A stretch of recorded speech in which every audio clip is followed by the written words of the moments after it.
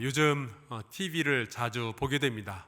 코로나 바이러스가 어떻게 번져가는지도 궁금하고, 또 지난주에는 N번방 그 사건이 벌어져가지고 온 국민들이 공분하고 있죠. 근데 이제 뉴스를 보다 보면은 종종 정치인이나 혹은 유명인이 자기의 발언에 대해서 이렇게 말하는 것을 듣게 됩니다. 확대 해석하지 말아 주십시오. 종종 듣는 이야기죠. 그런데 우리의 일상 속에서도요, 이런 확대 해석하는 일들이 종종 벌어집니다. 가끔 이제 식구들하고 같이 밥을 먹다 보면은 우리 막내 아들이 아주 맛있는 음식인데 저한테 양보할 때가 있어요. 그럼 이제 제가 감격이 되죠. 우리 애가 드디어 철이 들기 시작하는 거구나. 아버지를 존경하기 시작했구나. 근데 나중에 이렇게 알고 보면은 자기는 배불러서 못 먹겠다는 거예요. 그러니까 제가 괜히 확대 해석한 거죠. 아마 그게 아빠의 마음인 것 같아요.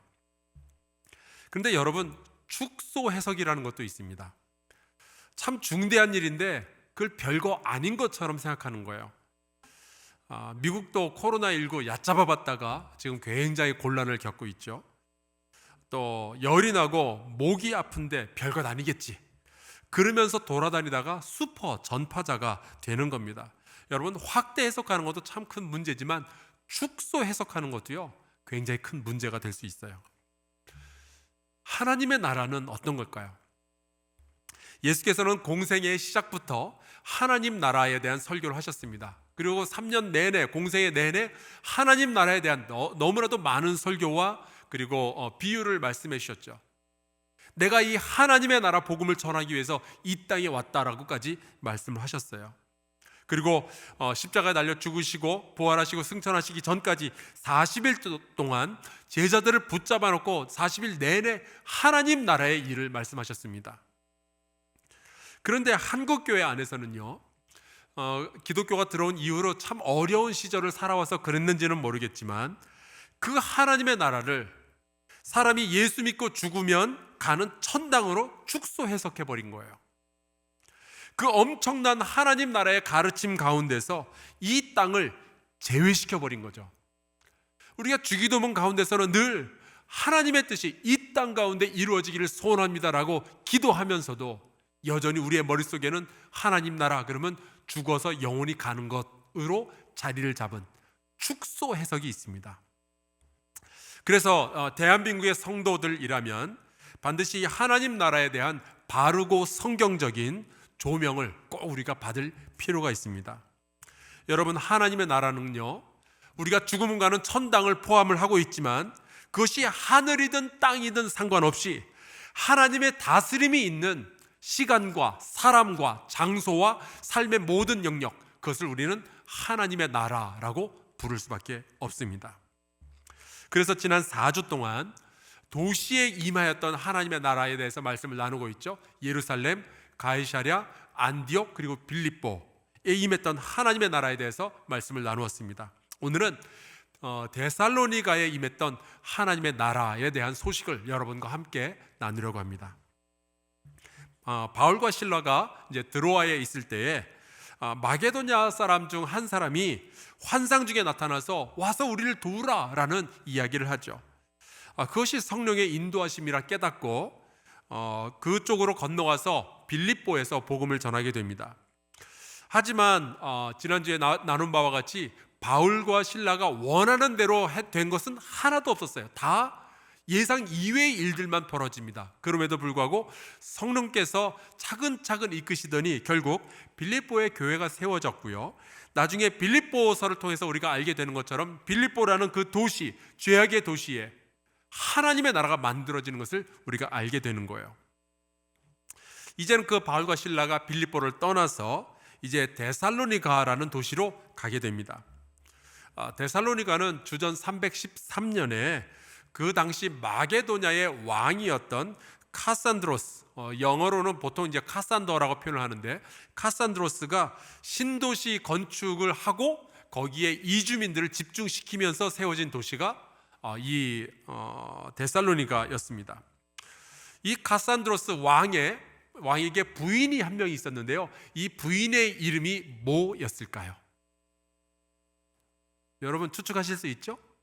예, 데살로니가가 그 부인의 이름입니다.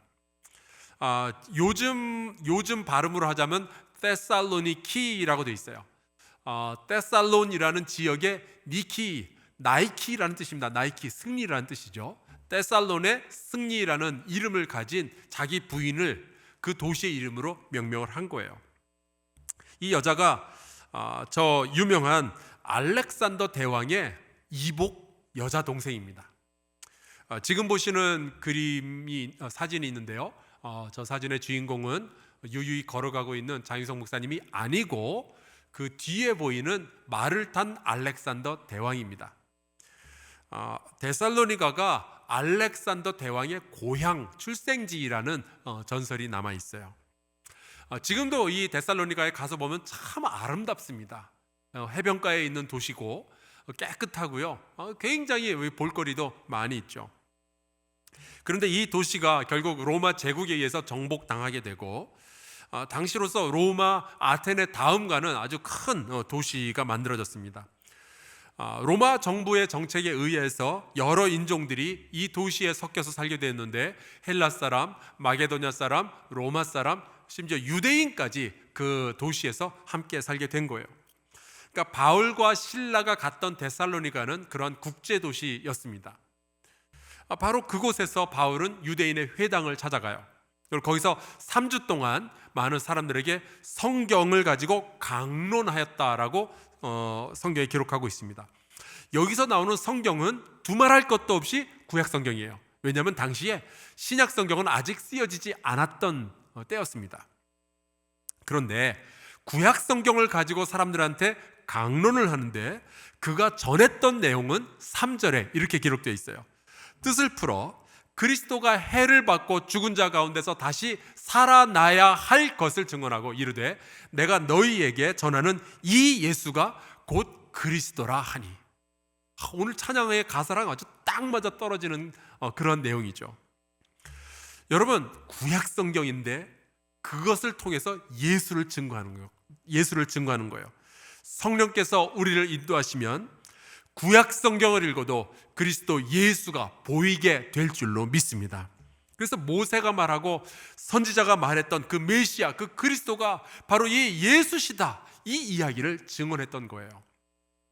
특별히 초대교회 사도들은 어디에 가나 꼭 전했던 말이 하나가 있는데 그것이 그리스도의 부활 소식이었습니다. 그래서 부활의 증인이라는 표현이 나오는 거죠.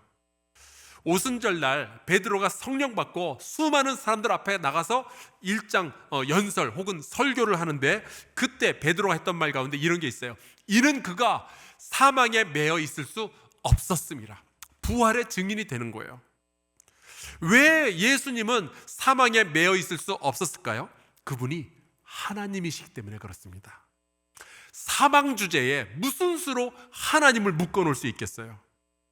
예수는 완전한 사람이셨기 때문에 십자가에 달려서 죽으셨지만 또한 그분은 완전한 하나님이시기 때문에 사망에 묶여 있을 수 없었던 거예요. 그렇게 성경을 풀어 이르는 말씀을 듣고 그 데살로니가에 있던 많은 헬라인들, 귀부인들이 복음을 받아들이고 예수를 믿게 됩니다.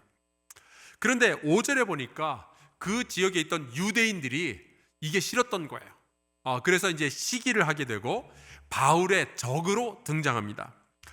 동네 불량배들을 데리고 야손의 집에 쳐들어가서 아마 바울이 야손의 집에 거하고 있다라는 그런 정보가 들어갔던 모양이에요. 거기에 쳐들어가서 바울을 잡으려 했지만 바울이 발견되지 않자 대신 야손과 그의 형제들을 끌고 그 데살로니가 도시의 관원들을 찾아갑니다. 그리고 이렇게 말하는 거예요. 이 바울이 어떤 놈이냐? 천하를 어지럽게 하던 이 사람들이 여기에도 이름에 야손이 그들을 맞아들였도다. 이 사람들, 바울과 실라, 이 사람들이 다 가이사의 명을 거역하여 말하되 다른 임금 곧 예수라 하는 이가 있다 하더이다. 여러분, 이 바울과 실라, 안디옥의 교인들, 이 그리스도인들은 어떤 사람이냐? 천하를 어지럽게 하던 사람들이라는 거예요. 세상의 기존 질서와는 다른 새로운 삶을 사는 사람들이다. 이 빌립보에서는요, 우리 로마 시민들이 받아들일 수 없는 풍속을 전한다, 그런 식으로 이야기를 했죠. 이해할 수 없는 문화를 가진 사람들이었어요. 왜냐하면은 이 기독교인들은 세상이 숭배하던 모든 우상들을 전부 거부했습니다. 예를 들어 제우스, 아폴로, 아프로디테, 이런 신들을 안 믿는 거예요. 뿐만 아니라 이 기독교인들은 유대인도, 헬라인도, 로마인도, 또 남자도, 여자도, 노예도, 자유인도, 그리고 어린이도, 노인도 다 예수 그리스도 안에서 형제요 자매요 하나라고 그렇게 말을 하고 돌아다녔어요. 원수를 용서하라고 말을 했고, 또 높은 자가 낮은 자를 섬겨야 된다라는 그런 이야기들을 전했고, 그렇게 실천하던 사람들이에요. 그러니까 그 당시 사람들의 눈으로 볼 때에는 전혀 처음 보는 생각들이고 처음 보는 삶의 방식인 거죠. 그들은 받아들일 수가 없었어요. 그런데 이 바울과 실라와 그 초대교회 성도들은 왜 그런 식으로 살았을까? 왜 세상의 질서와는 다른 삶을 살았을까요? 이 유대인들이 외쳤던 그 소리 가운데 해답이 있습니다. 그들이 이렇게 말을 해요. 다른 임금 곧 예수라는 이가 있다 하더이다. 여러분, 왕이 달라지면 삶도 달라질 줄로 믿습니다. 그들을 다스리던 사람이 로마의 황제 아니라 예수님이니까 다른 삶을 살게 되는 거예요. 그들은 로마 제국 속에 데살로니가라는 도시에까지 들어왔는데도 여전히 다른 왕의 다스림을 받고 있었고요, 그들이 속한 나라는 로마가 아니라 하나님의 나라였던 거예요. 근데 아쉽게도 이 유대인들과 불량배들 때문에 결국 바울과 실라는 이제 막 그 데살로니가 교회에 복음을 막 뿌렸는데 쫓겨나게 돼요. 이 데살로니가 교회가 걸음마도 제대로 하기 전에 쫓겨나는 거예요. 이제 학자들마다 차이가 있지만 이제 바울과 실라가 데살로니가에 머물면서 복음을 전했던 기간이 이 사도행전을 보면 최소 3주, 그리고 많게는 6개월까지도 보는 학자들이 있습니다. 그게 뭐 3주든 6개월이든 상관없이 한 교회가 세워지고 그 교회가 하나님의 나라로 발전하기까지는 정말 부족한 시간이죠. 그날 밤 바울과 실라는 베레아라는 지역으로 도망을 갑니다.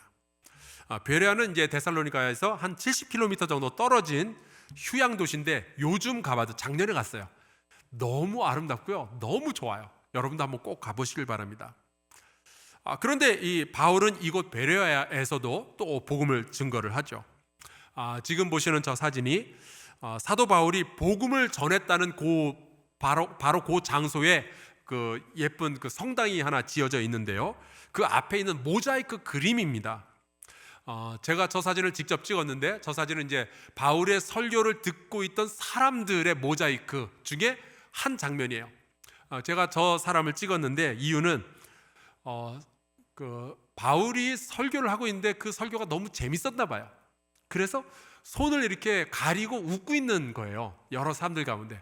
그래서 제가 저 사진에 제목을 붙였습니다. 제목이 크크. 그런데 11절에 이런 구절이 나와요. 베레아에 있는 사람들은 데살로니가에 있는 사람들보다 더 너그러워서 간절한 마음으로 말씀을 받고 이것이 그러한가 하여 날마다 성경을 상고함으로, 그렇게 되어 있습니다. 우리 그 장윤석 목사님은 경주 출신이시고요, 우리 신민철 목사님은 청주 출신이시죠. 근데 제가 만약에 이렇게 얘기하면 어떻게 될까요? 청주 출신 사람들은 경주 출신 사람들보다 옷을 훨씬 잘 입는다. 그러면 경주 출신 우리 장윤석 목사님이 기분이 안 좋겠죠. 여러분, 이 말씀 보면요, 데살로니가 사람들이 베레아 사람들에 비해서 유달리 못됐다라는 뜻이에요.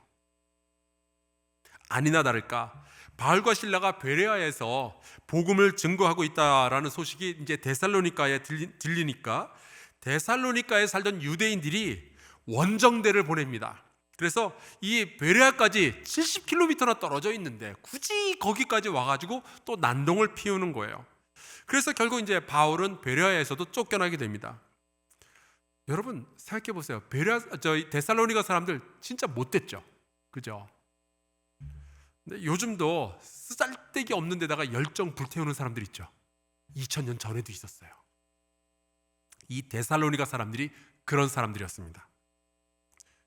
그런데 저는 이 말씀을 읽다가 그런 생각이 드는 거예요. 데살로니가 2000년 전에 데살로니가라는 도시가 우리 안에도 있다라는 생각이 들어요. 때로는 데살로니가의 그 불량배가 내 안에 살고 있는 것처럼 보여요. 잘 믿고 싶은데, 하나님의 말씀에 정말 순종하고 싶은데, 내 안에 있는 또 다른 내가 자꾸만 죄를 짓게 만들고 말씀에서 멀어지게 만들고 복음을 회방하는 그런 일들이 보이는 거예요. 내 안에 데살로니가 불량배가 한 명 더 살고 있는 것 같아요. 또 어떤 분은요, 그 가정이 데살로니가 도시 같은 그런 분들이 있습니다. 그냥 겉으로 보기에는 괜찮아 보여요. 근데 괜히 교회를 핍박하는 식구가 그 가정 안에 있으면 참 힘들죠.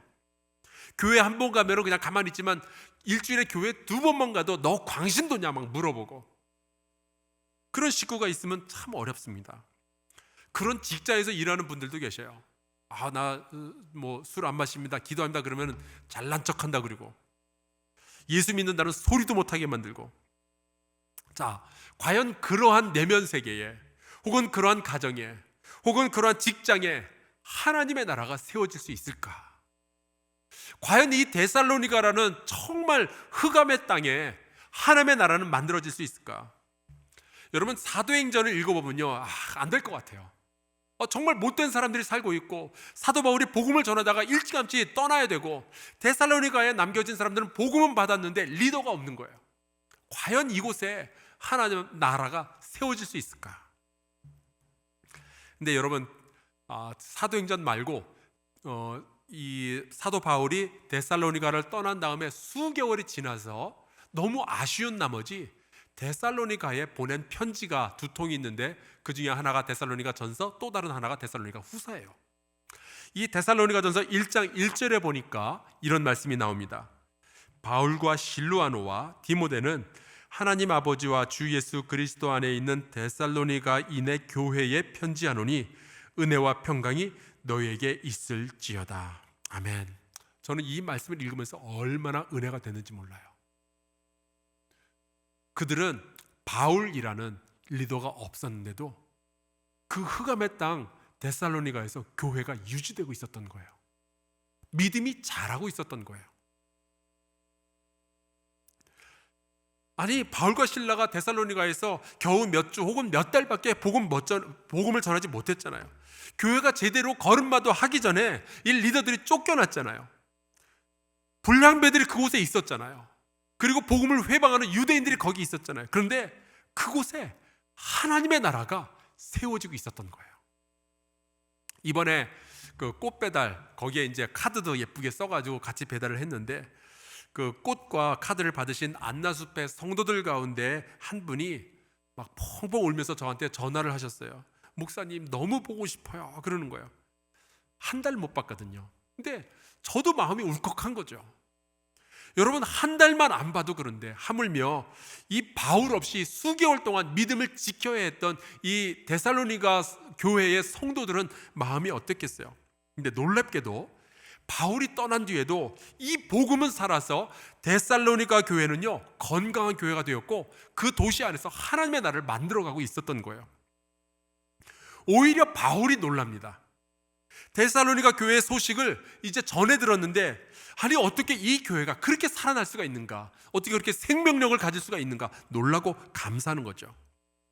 1절에 보니까 데살로니가 교회가 이 바울이 떠난 뒤에도 이러한 교회로 변모되어 있었어요. 하나님 아버지와 주 예수 그리스도 안에 있는 데살로니가인의 교회. 불량배들이 돌아다니는 도시였잖아요. 복음의 적대적인 유대인들이 우글거리는 도시였잖아요. 그런데 이 교회는 리더가 떠났다고 좌절에 빠져 있는 것이 아니라 하나님 아버지 안에 있는 교회가 된 거예요.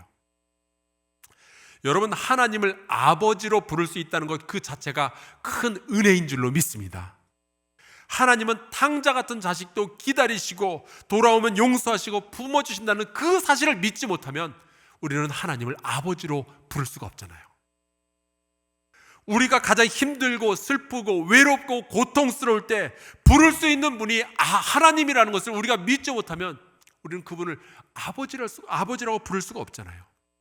예수 그리스도께서 우리를 위해서 십자가 달려 죽지 않으셨더라면 우리는 하나님을 아버지로 부를 수가 없을 뻔했잖아요. 여러분, 하나님을 아버지로 알고 있다는 자체가 큰 은혜인 줄로 믿으시길 바랍니다. 그리고 말씀해 보니까 주 예수 그리스도 안에 있는 데살로니가인의 교회라고 되어 있어요. 여러분, 예수 그리스도는 2000년 전에 사셨던 분이지만 지금 나에게 그분이 주인이시다, 주님이시다. 여러분, 이 고백은 아무나 할 수 있는 고백이 아니죠. 고린도전서 12장 3절에 이런 말씀이 있어요. 또 성령으로 아니하고는 누구든지 예수를 주시라 할 수 없느니라. 여러분, 바울이 떠나가 있는데도 데살로니가에 남아있는 분이 계셨는데 성령님이셨어요. 그 성령님이 그 데살로니가에 뿌려진 복음, 그 복음을 받아들인 성도들과 함께 역사하시니까 예수를 주로 받아들이는 놀라운 공동체가 만들어지고 있었던 거죠. 혹시 그렇다면 이 교회는 말로만 신앙 좋은 그런 교회가 아닐까? 아니요. 이 데살로니가의 성도들 안에서는요, 하나님 나라의 증거들이 보여지기 시작합니다. 그들의 신앙이 삶으로 드러나고 있었어요. 데살로니가전서 1장 3절에 이런 말씀이 나옵니다. 너희 믿음의 역사와 사랑의 수고와 우리 주 예수 그리스도에 대한 소망의 인내를 우리 하나님 아버지 앞에서 끊임없이 기억하고 있다. 여러분, 믿음, 소망, 사랑 다 나오는 거 보이죠? 그런데 여기 믿음의 역사라는 것은 믿음 때문에 하는 행동이고요, 사랑의 수고라는 것은 사랑 때문에 해야만 하는 여러 가지 어려운 일들을 의미하는 거고요, 소망의 인내라는 것은 어떤 환난과 어려움 속에서도 소망을 품고 견뎌내는 것을 뜻합니다. 여러분, 믿음을 가지면요, 그 믿음에는 반드시 행위가 따라오게 되어 있어요. 우리나라 그 축구 국가대표팀이 중동에 있는 어떤 나라와 축구 시합을 하면은 그 해설하는 분이 늘 걱정하는 것이 있습니다. 뭐가 있죠? 중동 축구? 침대 축구. 꼭 나와요. 이 침대 축구는 뭐냐면 일단 한 골 넣고 나면은 그 다음부터는 이 중동 축구 선수들은 툭 건드려도 그냥 넘어지는 거예요. 그래서 시간 끄는 거죠. 이게 누워가지고. 그래서 침대 축구라는 별명이 있어요. 그런 거를 제가 그 텔레비전으로 보면요, 열받아요. 쟤네들은 왜 저래 도대체? 그런데 여러분, 이게 중동 선수들이 성격이 지저분해서 그런 것이 아니고 중동 지역에서는 그런 걸 지혜라고 믿는데요. 삶의 지혜인 거예요. 그러니까 그런 믿음으로부터 그런 행동이 결과로 나오게 되는 겁니다. 이번에 N번방 사건 때문에 매스컴이 막 지난주에 떠들썩했어요. 그 안에 정말 파렴치한, 정말 있을 수 없는 죄를 저지른 사람들, 그 사람들이 자그마치 26만 명이래요. 아니, 도대체 이 많은 사람들이 왜 그 짓을 벌였을까? 이들이 믿었던 게 있어요. 비밀이 보장될 것이다. 여러분, 믿음은요, 반드시 행동으로 이어지게 됩니다. 그렇다면 예수 그리스도가 우리의 주님이고 그분이 우리의 임금님이라고 믿는다면은 우리는 어떤 행동을 해야 될까요? 데살로니가라는 도시의 사람들은요, 자기의 목적을 이루기 위해서는 불량배까지 동원할 수 있었어요. 성공을 위해서라면 다른 사람들의 아픔 같은 거 거들떠도 보지 않던 그런 사람들이 살던 동네가 데살로니가라는 동네예요. 그런데 바로 그곳에 믿음의 행위를 가진 새로운 사람들이 등장하기 시작한 겁니다. 이웃을 섬기는 사람들, 용서하는 사람들, 평화를 만드는 믿음의 행위를 하는 사람들이 그 도시에 등장하기 시작했어요. 다들 경쟁하고 남들을 짓밟아야 내가 산다라고 생각했던 유대인들이 우글거리는 그 도시에 믿음의 행위를 하는 사람들이 있는 거예요. 사랑의 수고. 여러분, 이 단어에 나오는 수고는 굉장히 힘든 일을 뜻하고 있습니다. 근데 여러분, 그런 생각 안 해보셨어요? 사랑도 쉬운 사랑이 있고요, 어려운 사랑이 있더라고요.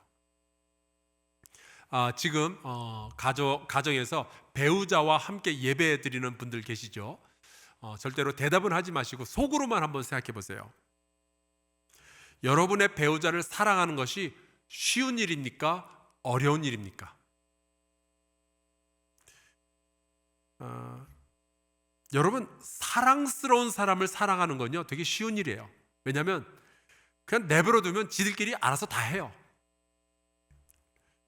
근데 제가 살다 보니까요, 때로는 사랑하기 위해서 눈물을 삼켜야 될 때가 있더라고요. 사랑 때문에 기다려야 되고 견뎌야 되는 때들이 있어요.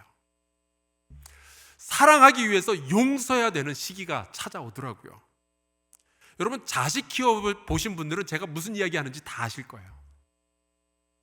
희생이 없이는 사랑할 수 없는 때가 있어요. 사랑의 수고가 바로 그런 겁니다. 데살로니가에는 정말 못된 사람들이 있는데 사랑을 실천하기 위해서 그 어려운 일들마저 감내하는 그런 성도들이 지금 그 도시 안에 번져가고 있었던 거예요. 그리고 소망의 인내가 나오죠. 우리 안에 착한 일을 시작하신 하나님께서 하나님의 나라가 완성될 때까지 우리를 지키시며 우리를 인도하실 것이다 라는 그 소망이에요. 그래서 버틸 수가 있는 거예요. 만약에 언젠가는 코로나19가 이제 다 사라지고 건강한 호흡을 하면서 살 날이 올 거다, 이 소망이 없다면 지금 누가 하루하루 버틸 수가 있겠어요? 요즘 장사하는 분들 다들 어렵다고 말씀하시는데 조금만 더 버티면은 이 코로나 다 물러간다, 이 소망이 없다면 누가 계속 가게 문을 열고 사업을 진행을 시킬 수가 있겠냔 말이죠. 여러분, 바울과 실라를 동네 불량배까지 동원해서 쫓아냈던 유대인들이 바울이 떠난 뒤에 남겨진 이 데살로니가 교회는 가만히 뒀겠어요? 아마 야손의 집에까지 쳐들어가서 그렇게 난동을 피웠던 사람들이 계속해서 이 데살로니가에 남겨져 있는 이 성도들을 위협했겠죠. 하지만 데살로니가 교회 성도들은 그 모든 위협들, 그 환난을 인내할 수 있었습니다. 왜냐하면 소망이 있으니까요. 혹시 여러분 가운데 환난과 어려움이 있을지라도 이겨낼 수 있기 바랍니다. 소망을 품을 수 있기를 주의 이름으로 축복합니다. 여러분, 지금은 어려워 보여도요, 이기셔야 돼요. 왜냐하면 세상은 절대로 주님을 이길 수 없기 때문에 그래요. 끝까지 소망의 인내를 품으시는 저와 여러분 되기를 주의 이름으로 축복합니다. 물론 이 데살로니가에 시작된 하나님의 나라가요, 순탄한 과정 속에서 만들어진 것은 아니죠. 이미 사도행전을 통해서 보았고요. 데살로니가전서 1장 6절에도 이렇게 나와요. 또 너희는 많은 환난 가운데에서 성령의 기쁨으로 말씀을 받아 우리와 주를 본받은 자가 되었다. 여러분, 데살로니가 교회는요, 평안 가운데서 신앙생활을 할 수 있는 사람들이 아니었어요. 환난이 있었어요. 그런데 이 데살로니가 교회는 그 환난 속에서, 소망 없는 그 땅에서 이런 교회가 되어갑니다. 8절, 주의 말씀이 너희에게로부터 마게도냐와 아가야에만 들릴 뿐 아니라 하나님을 향하는 너희의 믿음의 소문이 각처에 퍼졌으므로 우리는 아무 말도 할 것이 없노라. 사도 바울도 놀라는 거예요. 나는 말씀을 전하다 그냥 떠났을 뿐인데 어떻게 너희가 이렇게 아름다운 공동체를 만들 수가 있냐는 거죠. 그 척박한 영적 환경의 땅 데살로니가에서 어떻게 하나님의 나라를 너희가 이렇게 아름답게 만들어 갈 수가 있느냐 하는 거예요. 나는 할 말이 없는 거예요. 사도 바울조차도. 그러나 여러분, 성령이 복음이 뿌려진 사람과 함께 하신다면 하나님의 나라는 반드시 세워지고 확장될 줄로 믿습니다. 마지막으로 9절 10절을 같이 볼까요?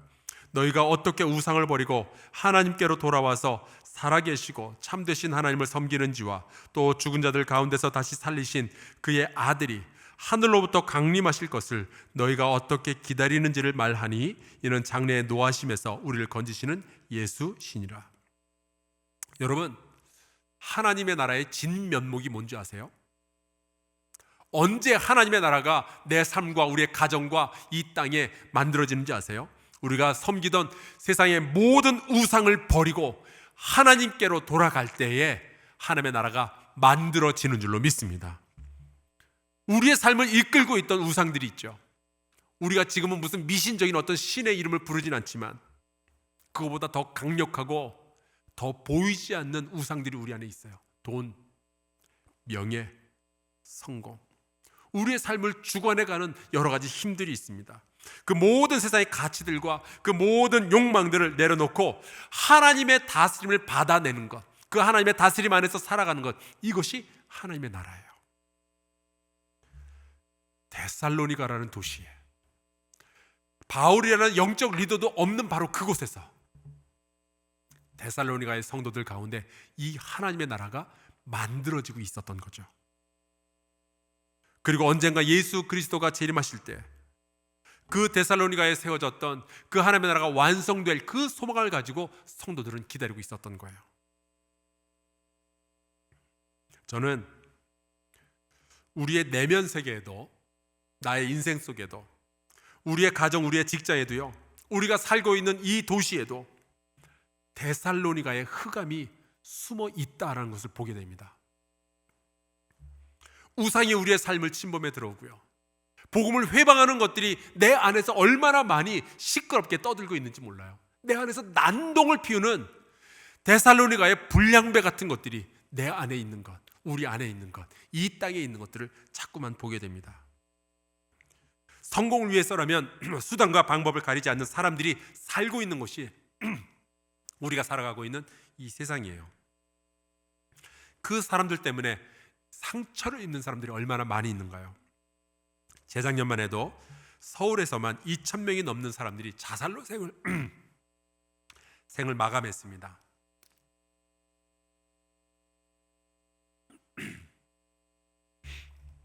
그렇다면 우리가 이런 질문을 던지게 돼요. 과연 하나님의 나라가 이곳에서도 세워질 수 있을까?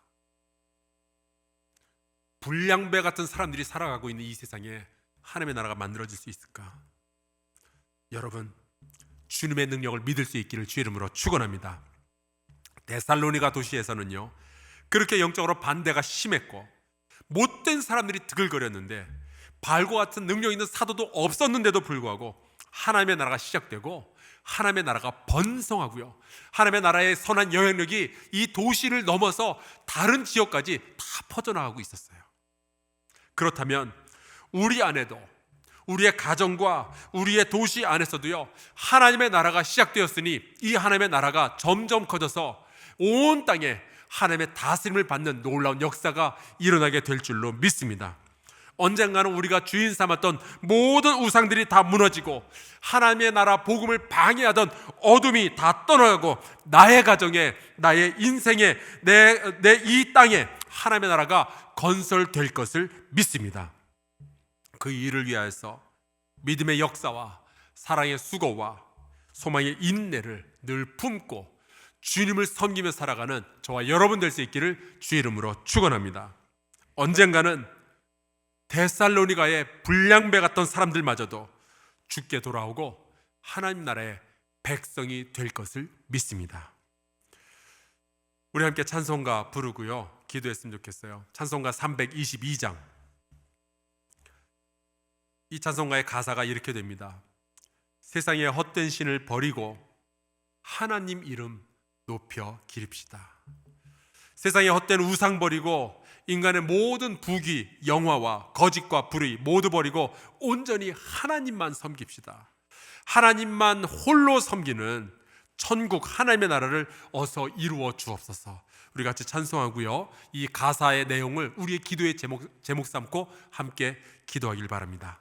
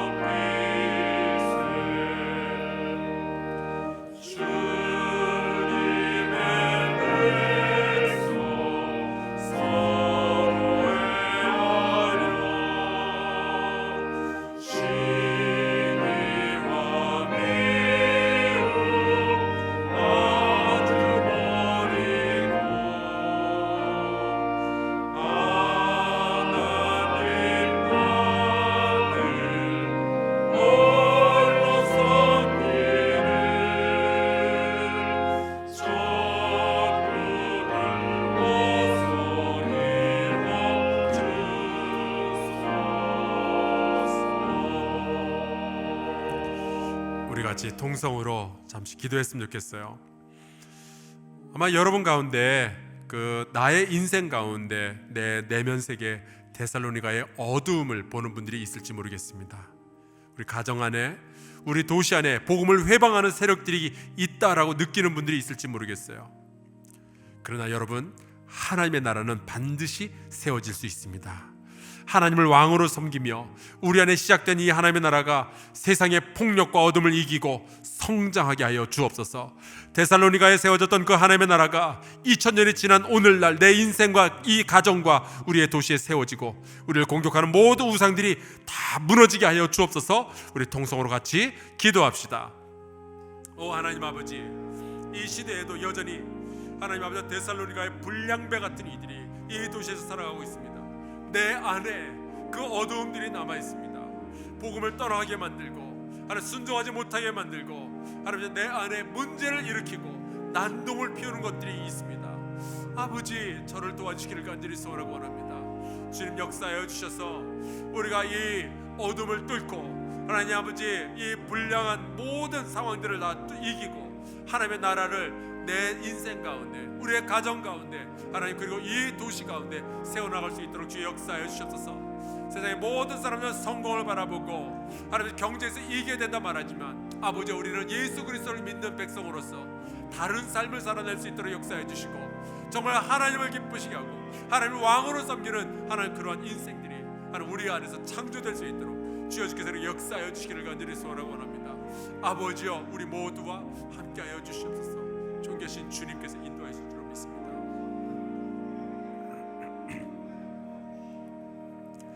하나님 아버지, 고맙습니다.